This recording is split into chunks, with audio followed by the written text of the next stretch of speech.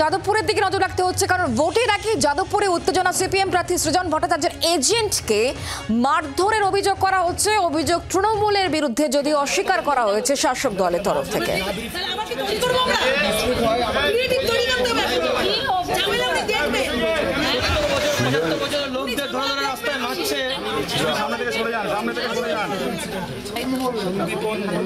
একটি ছেলে আগের দিন আমাদের লোককে মেরেছে, আমি এফআইআর করেছিলাম। প্রথম শুরু হলো ক্যান্সার পেশেন্ট সিপিএম কর্মী, তাকে আক্রমণ করা। তারপরে অপরাধীদের ধরল তো নাই, উল্টে সেই ক্যান্সার পেশেন্টকে পুলিশ ফলস কেস দিল। তারপরে 66 বছর বয়স, 3টে স্টেন্ট বুকে সেই লোককে মারধর করলো, মহিলাদের ম্যানহ্যান্ডেল করলো। আমি বাঘাযতীন হাসপাতালে গিয়ে একটা ছেলেকে ধরে, অ্যান্টি সোশ্যাল ছেলেকে ধরে পুলিশের হাতে তুলে দিলাম। তাহলে তাকে ধরে নিয়ে ট্রেস করে বাকিদেরকে ধরানো উচিত।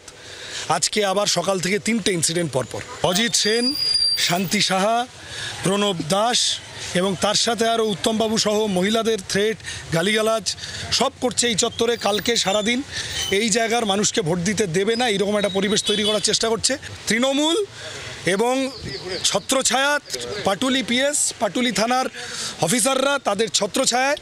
আমি তো এখন শুনছি কাল রাত্রিবেলা নাকি মিটিং করেছে। কেন মারধর করা হবে? দ্বিতীয় আর তৃতীয় লড়াই চলছে সিপিএম আর বিজেপির মধ্যে। তৃণমূল কেন মারধর করতে যাবে? ওই জায়গাটা অতীতে সিপিএমের আধিপত্য ছিল। এই মারধর, দাদাগিরি, এটা ওদের কালচার। ওরা এইসব করে অভ্যস্ত, ওরা প্ররোচনা দিচ্ছে, ওরা এই ধরনের গণ্ডগোল করছে। তৃণমূল কংগ্রেস যাদবপুর কেন্দ্র বিপুল ভোটে জিততে চলেছে, শান্তিপূর্ণ অবাধ ভোটে জিততে চলেছে। সেখানে সিপিএম প্রাসঙ্গিকতা পাওয়ার জন্য পায়ে পা দিয়ে ঝগড়া করে এই ধরনের একটা পরিস্থিতি তৈরি করে প্রচারে থাকতে চাইছে। বাংলার আওয়াজ, বাঙালির আবেগ, জি 24 ঘন্টা।